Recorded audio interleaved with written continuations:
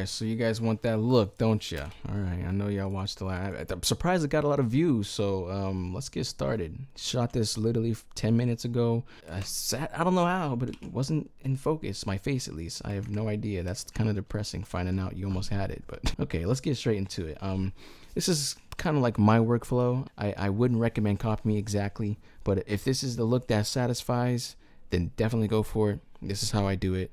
Might not be perfect, but hey, it works. So first thing I'm gonna do is grab our color space transformer and put it into Panasonic, since we're shooting on the GH6, and I assume a lot of you are on the GH6 right now.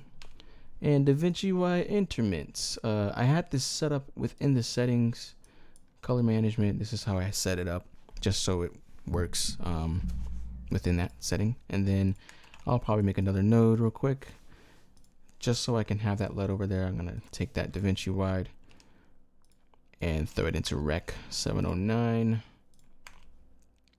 Boom. Oh, the image already looks kind of good. Cool.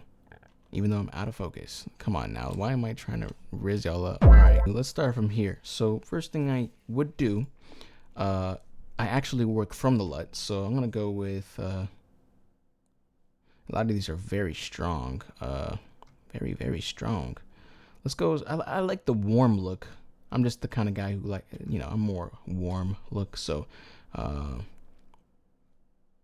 let's start with this. I think that might be a good starting point. It's a bit over the top with the look as far as the LUT, but yeah, that's why the primaries exist and all that.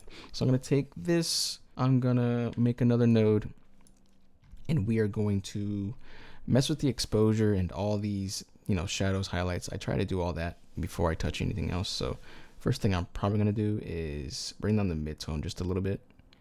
And then bring up the shadows a little bit, because I kind of like my image bright.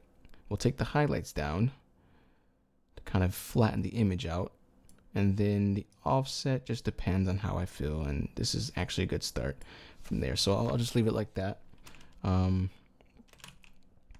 Then add another one. I will adjust my temperature and tint. So from here, I usually would go more on the warm side, since this is a more cooler look. So my skin tone kind of just sticks out with this. And then the tint, which actually gives it a bit more of that filmy look, I go a bit to the left. So it kind of gives that green tint and kind of a more filmic look, as you can see. On the other side, nobody wants that unless you're feeling fancy, right there. And then from there, I make another node, and I will probably color correct it. Yeah. I'm pretty simple with my approach to this, so as long as it looks good, then I'll work with it. So color correcting, I always start with the midtones, and I kind of just sweep around in circles until I find a nice tone in the mids. So going around this way, kind of more greenish bluish area, looks really good. But also over here in the yellowish, even though I already have a yellow shirt on, I'll probably stay away from that. So I'll go down here more towards the greens and the blues. And then from there, I'll touch the shadows a bit just to affect the background. Not too much. I don't want to overboard it. So let's go kind of the more that blue look right there. Highlights, it just depends on how I feel about the look, and offset, that's everything. So I'm not going to really mess with that much. Dang, are we actually done? Like, did we just... I think we just did it. That's basically, that's kind of the workflow I did from the last video. Threw it in there, Rec 709, and play around with the LUTs too. So if, I don't want this LUT, I could try another LUT that works just as nice. This is a bit more warmer, kind of has that more film look. In fact, they're literally all film looks, but this is just a bit more warmer and more flat. Sometimes if I want to get fancy with it, I'll probably add like a halation to kind of make it look like it's like film stock. So example would be this. It's a bit over the top. As you can see, it messes with my skin tone, so I try not to overboard it. But yeah, that's there to kind of give that look, as you can see. What else? Yeah, I have a couple more videos that I did. As you can see, this one's a lot brighter, so I'll probably have to, of course, adjust. I can't just copy and paste everything here. So go back to my exposure, bring it down a little bit. yeah, I mean, this is pretty straightforward for me. I'm a simple person. This is how I work, and I don't want to spend. You know how like, you see those YouTube videos that like 8 million nodes. It's like, bro, you made like an entire architect, a utopia. You made like a whole city of nodes, and like I don't know how you memorize that. So like this got to be the simplest approach. Like you cannot hate on this video. You have no choice but to like the video. Ends up disliking. The last video I took was, what was it? So I was using the 12 to 60 millimeter. So I could get really close with some shots like this one. This, a little bit of shadows. I mean, right there, that's actually a pretty decent look. I'm not gonna lie. That's just my way of doing things. Sometimes it's not always like that. I'm not very consistent, so sometimes maybe the node tree will change and I'll try something different. But more often than not, it's yeah, that's how I've been doing it.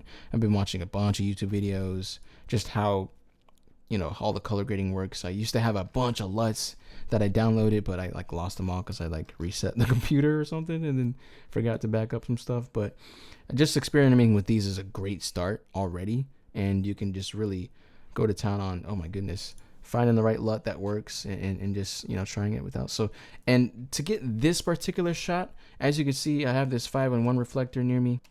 I bought this recently, and wow, I mean, it makes a difference, because without it, I have a harsh look on my face, and this really just smooths out the entire face, evens it out, and yeah, it was worth the investment. So I was like, I'm gonna buy this, and I'm gonna just see where I can use it where I can, and yeah, it's definitely worth the purchase. So this is how I got this look. So without it, it'd probably be a lot harder look, and of course, it might be harder to grade and get the exposure right. So if you guys got the money to spend, I'd get it.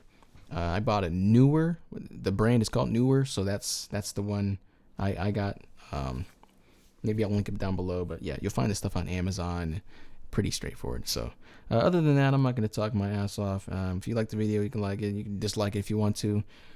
Just showing you what I did, and I thought you guys should see it. So if you want to subscribe and see more, I might try to do this same look with my Canon EOS M. I have one, for those who don't know, and if you scroll back on a lot of my videos, they are all Canon EOS M, and that's how I started, got my foot into the video shooting. It was only like about 2 years ago, so really I came a long way just from like the Canon, like a tiny camera that looks great, magic lantern, and I haven't touched that camera in a while, so I need to learn how to reinstall all that stuff. They updated it, and I want to get this same exact look. Let me see how close I can get. It might do the same amount of views, and I don't know. Yeah, so I'm looking forward to that. But yeah, for the time being, this is it, what I got, and I thought I'd show you guys this just because I think you guys would be curious to learn. So have a good day. I'm out of here. I'm not going to talk my butt off, and I'll see you next time.